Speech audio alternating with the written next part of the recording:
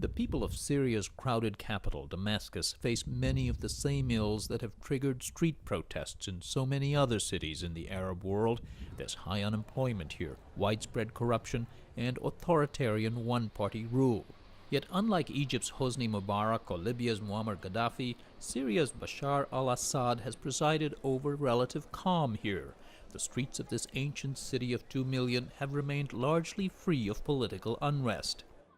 Assad, who took power 11 years ago after the death of his father, has taken recent steps to put more money into people's pockets and pledged to loosen some of the tight restrictions that have marked his government's rule.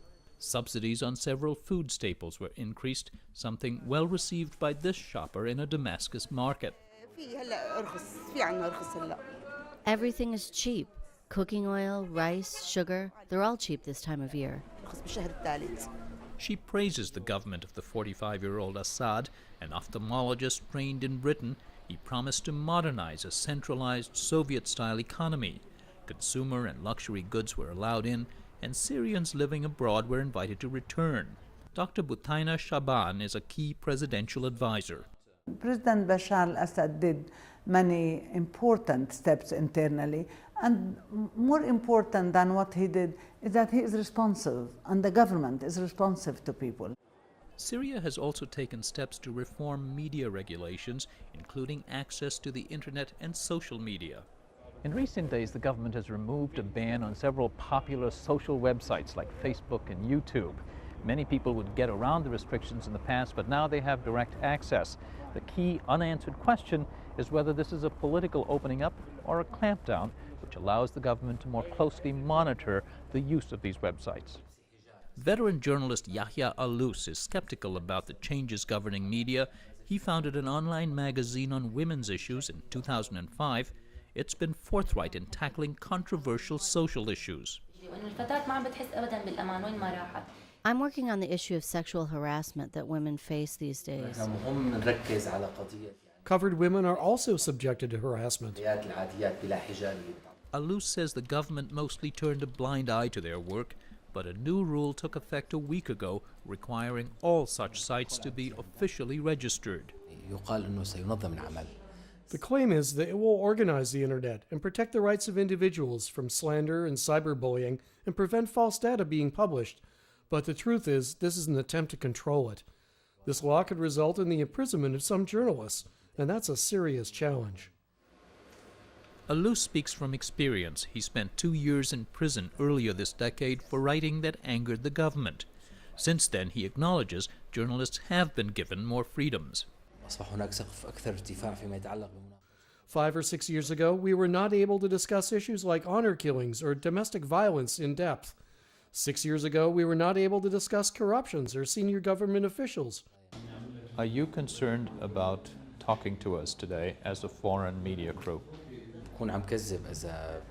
I think I would be lying if I were to tell you that I have no concerns talking to you.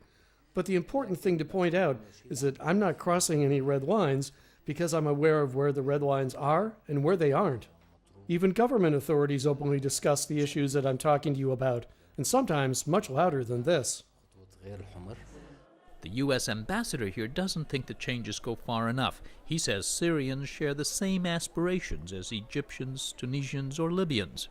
They want to be treated in a dignified manner, in an appropriate manner by their governments. That includes everything from no mistreatment in prisons or in police stations, no torture, to the demand for political opening, the demand for economic opportunity. Those are the things which are driving the region, and Syria, I do not think, is immune from that. Robert Ford took his position in January, the first U.S. ambassador here in 6 years. He says his appointment was an effort to take a chill out of U.S.-Syria relations.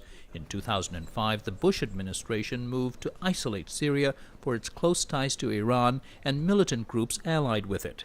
That policy has not changed. We have a very tough sanctions regime in place, preventing American companies from doing almost any business in Syria.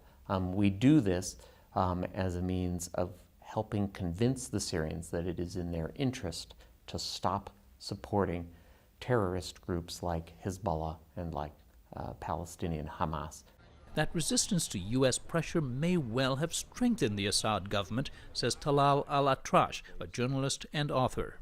Let me tell you something. The United States helped a lot boost the image of the regime and its president because of its wars in Afghanistan, then in Iraq, then its unlimited support to Israel. He says Syrians strongly support Hamas and Hezbollah, both viewed as resistance forces against Israel, which occupied then annexed the Golan Heights, captured from Syria during the 1967 war. Add to that, Atrash says, a deeply unpopular Iraq war and U.S. sanctions brought Assad support his departed counterparts in Egypt or Tunisia did not share. The difference with the other Arab regimes is that the credits that Bashar al-Assad got during the last 6 to 7 years are going to give him more time to implement the reforms. Yes. Rua Horanieh, for one, is encouraged by the reforms so far, at least those that have offered her new business opportunities. This is the main space where the people used to come in, undress. The 35-year-old British-trained architect is working to restore this 12th century hammam, or public bath, in Damascus's Old City section. Horanieh worked in Beirut in recent years, but moved back to her native Syria. There's a lot to build. The country is opening up, laws of investment have changed, people have started to invest in construction, whether it's private or for tourism, etc. While some, like Horanieh, see opportunity here, many analysts worry about a growing gap between rich and poor.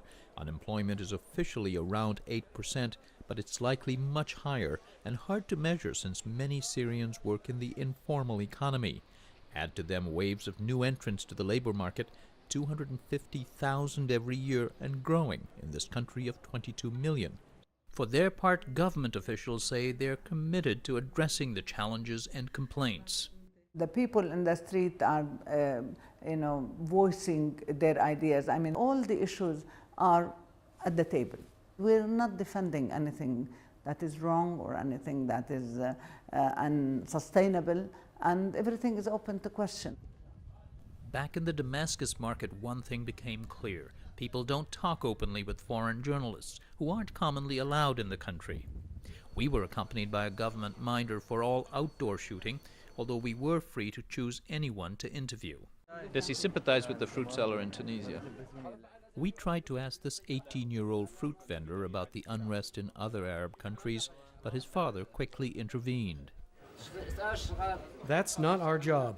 Our job is selling fruits and vegetables. Most of the analysts we spoke to say they don't expect Syria to erupt in street protests or revolution, but they add they could never have predicted events that have unfolded in so many of Syria's neighbors.